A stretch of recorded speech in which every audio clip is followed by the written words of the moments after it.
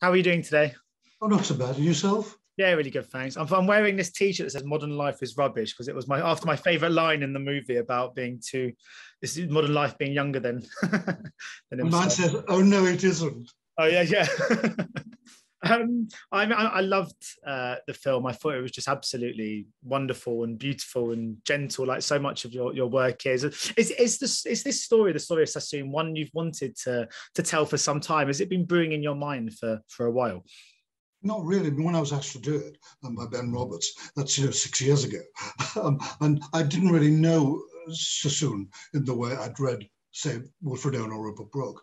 And ironically, the only sort of poem I had read in a small anthology was a piece called Concert Interpretation, which I applied for drama school. You had to do a piece of Shakespeare, a piece of your own choice, and I did concert interpretation. But it was only when Ben asked me that I started to research it. I mean, what was very daunting was, I mean, he went everywhere. He knew everybody. I mean, it was really daunting as to what to concentrate on, the three massive biographies. So that took a great deal of time. But once I started to read about him, his personal life anyway, it seemed to me a very, very powerful subject. And I was reading that you think this might be the best film you've ever made. I was wondering what it is about this particular project for you that you think makes it and puts it in that kind of as the number one film from your back catalogue. Quite honestly, it's because of the way in which it happened. I mean, initially, we were about to start shooting before COVID, and 3 days before we were doing camera tests at Pinewood, and the film was postponed. I thought, well, oh Christ, here we go again. And then we got the money to do all the tests for everybody, and from the moment we began, nothing went wrong. No one got COVID. No one. There was everything was. It was just such a wonderful shoot, and all these people was so supportive. Everybody from the very top right down to the very bottom, and so much so that I think of it now as our film, not mine. And I think at long last, at 76, I finally matured. I mean, putting shots in that are asymmetrical. Would you believe? Because I was reading Jack Lowden was saying that he felt like to some degree he was playing a version of yourself. I just wondered, did you see yourself in the character? And when you direct Jack in the role, did you give instructions from your heart or from the heart of the character? Well, you have to give it from your own passion and how you hear and see it, but that has to be open enough for the actor to feel that he can do anything. I said, look, you can do anything, because we can always do another take. So do anything you want to do, we'll do. And even if there isn't time, I'll make time. They have to have that choice. But it has to come, it has to be instinctive. In a way, that's what makes making films very difficult, because of the amount of people involved, the amount of machinery, the amount of money. You have to keep very precious what made you want to do it. And that's what you draw on. No, so there are some days you don't need to direct at all.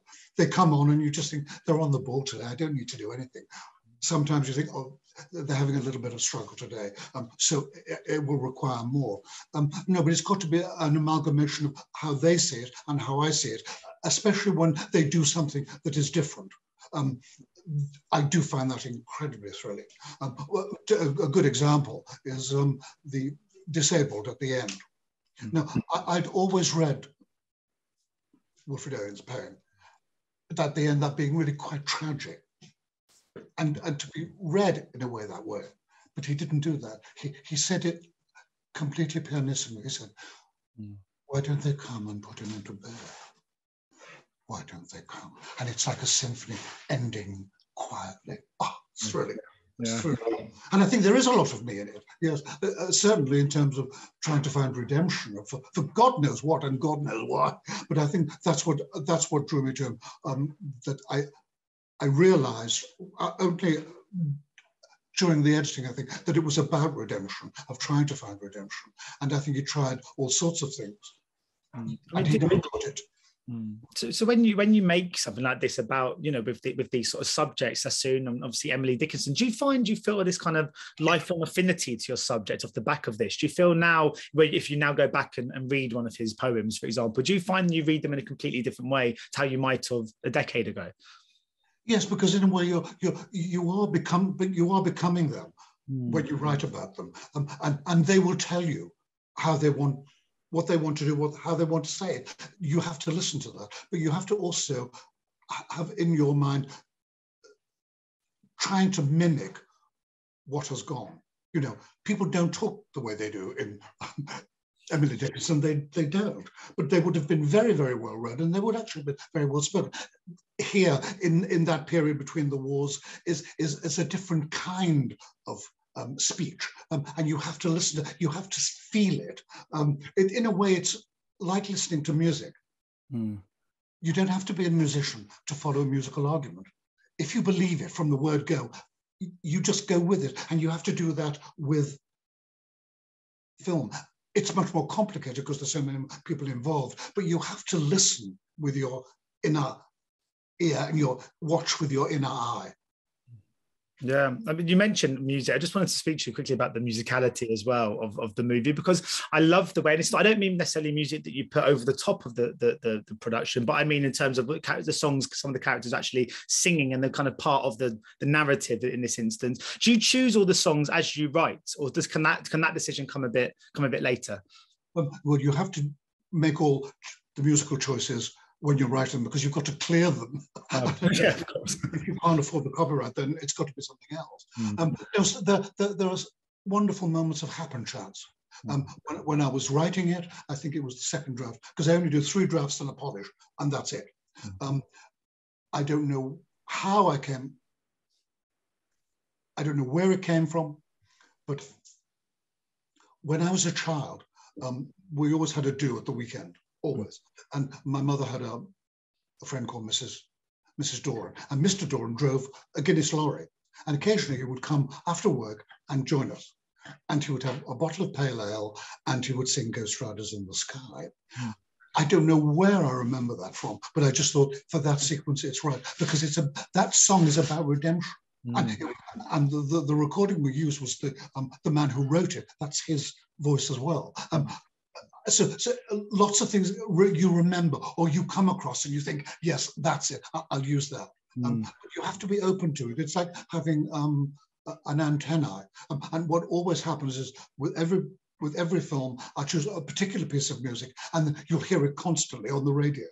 It happens so often now. Really strange, that. So that was the Vaughan Monroe, is that right? The version in the film? Vaughan Williams. Oh, Vaughan Williams, sorry, yes. Oh, no, it was wonderful. So that whole scene. I mean, but the way you weave in is not just the sort of flashbacks, not flashbacks, sorry, but the sort of old archive footage, but you also weave in the poetry into the dialogue. Did you aim, when you were writing actual dialogue to come out of Sassoon's mouth, did you aim to write it in a similar style to his poetic prose? Was there almost a kind of continuing sort of identity in your writing and his writing in this project? No, I don't think so, because I think, despite the fact he knew everybody, and alas, fell in love with the wrong people, with the exception of Wilfrid, I think there's a carapace there. You know, that's his shield. The poetry is what he really thinks, because when he goes to Lady Colfax, the poem that he reads in the film was not the one he read in reality. It wasn't, but it's so perfect for that, because he's actually telling them that, you know, he thinks this is all very transitory and very shallow, and they're polite because they don't really understand. But I think in the poetry he really speaks from his deep self. But interaction between people, even the people that he loves, there's always a shield there. Yeah, I mean, what do you think has replaced war poetry? I mean, now you kind of get reportings from war are shot on short video on camera phones, aren't they? You know, now the way we are sort of privy to what's going on the battlefields and what's happening around in the world is all short clips that people are sort of filming themselves. Do you think there is still a version in the world at the moment of war poetry that it just may be in another form? Yes, I think I don't know whether it will throw up three great poets. I mean, that is an extraordinary thing, that, of all the combatants, we were the one who produced the poetry. That's very telling. And I think you probably may be right, that it may be poetry of a different sort. It might be visual poetry. It might be anything. It might even be poetry itself. I don't know, but what comes out of, I think, every conflict, because the root is always the same. This horrible thing that we indulge in war. Look at what it does to people and countries. Look at Ukraine. It's unimaginable what's been done, and one man is responsible for that. How can you think that you're responsible for killing all these people, ruining their country, and telling them that they're fascist? I mean, it just beggars belief. So I hope there is some kind of cultural thing that comes out of it. But alas, because there is in the world people who want power and will do anything to retain it or gain it, that's the downside of the human condition. The best side, of course, is that people are genuinely good. And I feel like, it wasn't just the little snippets of the poetry in this. I thought your screenplay was just so beautiful in this instance. And I feel like it's a film I could have closed my eyes and enjoyed all the way along, even just listening along to the film. It's one that was such a brilliant sort of treat on the ears. With that in mind, do you allow any room for improvisation for actors to inject any of their own bits into it? Or is because there's such a flow and rhythm to your dialogue? I wonder if it has to be sort of more quite meticulously as it's written. Yes, obviously there'll be little changes, an and or an L, or something's been transposed. I don't mind that, but wholesale rewriting that I wouldn't be able to agree with, because I've spent 2 years doing it, and that's what I want them to say. But it's the way in which that is interpreted. I try and give as much leeway as possible. And there are certain things that you can't control, like when they do the charges, they just enjoy it. And it's the first time I've used Steadicam, and these men are geniuses. How can you walk backwards downstairs? I'm sorry, I think it's just amazing. One of them, when they go to the Charleston, he lingered on Hester, and that frame was felt. He wasn't just doing it as a camera; it was felt, and it was knockout. Because what you see extended along the frame was a hand. I wouldn't have thought of that. I wouldn't have thought of that. So it's things like that that it has to be open enough for you to say, no, let's do that, or let's try that. But the integrity of the way in which it's written has to be respected. Yeah. Would you describe yourself as an instinctive filmmaker? And if so, is that something you would have learned across the time, or has that always been the way for you? Well, I think it's always been the way. I didn't know very much when I first started. It always felt instinctive to do something, and when I tried to do something else, even when I was completely inexperienced, I thought, no, it's wrong. And many years later, it's wonderful the way one learns.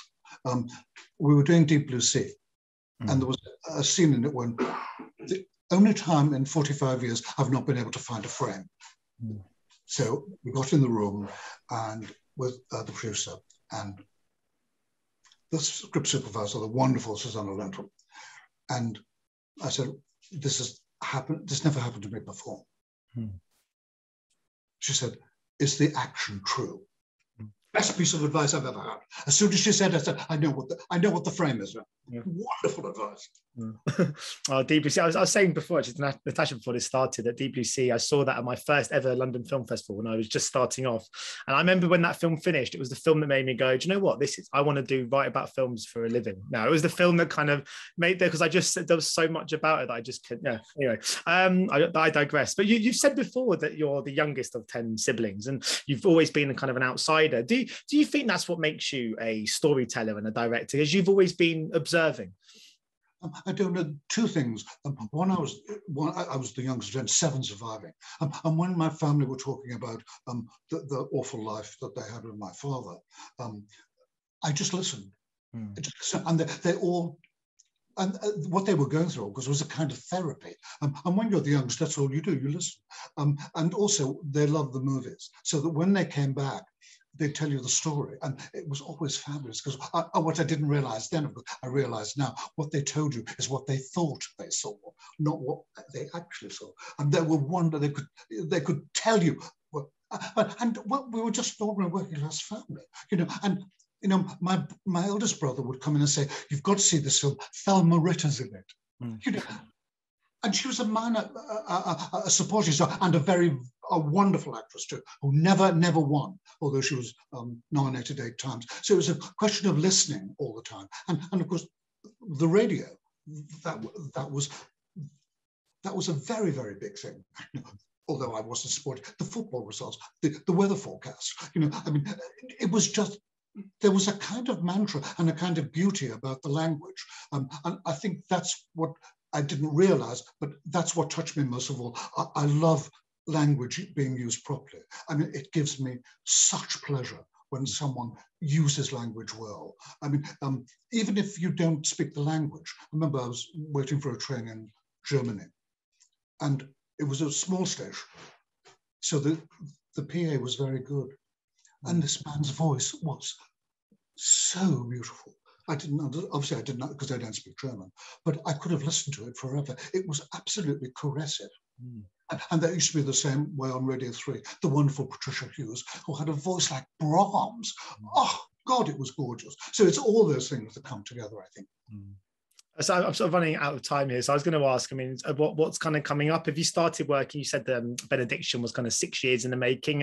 Is there another one underway at the moment, or is there a bit of a break until you get started? Yes, it's from a book by Stefan Zweig, who wrote A Letter from an Unknown Woman. It's called The Post Office Girl, and it is fantastic. Oh, it's one of my mum's favourite books, that one. I must read it. We're trying to get the money for that, but he's a great novelist, and that's his.